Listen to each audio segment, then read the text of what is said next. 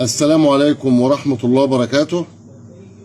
هنستكمل مع بعض أسعار العملات المصرية القديمة، وهنتكلم عن عملة بناء على طلب حضراتكم إن احنا نتكلم على العملات الملكية. هنتكلم النهاردة عن عملة ال2.5 مليم اللي تم إصدارها سنة 1933. العملة دي الوجه بتاعها صورة الملك فؤاد الأول، ومكتوب فوق المملكة المصرية، وفي الجهة المقابلة ليها مكتوب 2.5 مليم إصدار سنة 1933. بيتراوح سعرها أو تقييمها من $5 ل$7 على حسب الحالة بتاعتها، لكن المعتاد بتاعها من 5 ل7.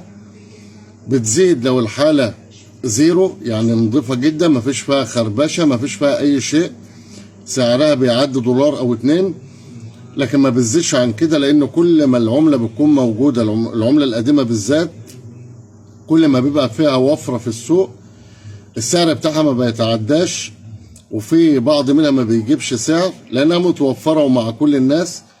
فطبعا مين اللي هيشتريها؟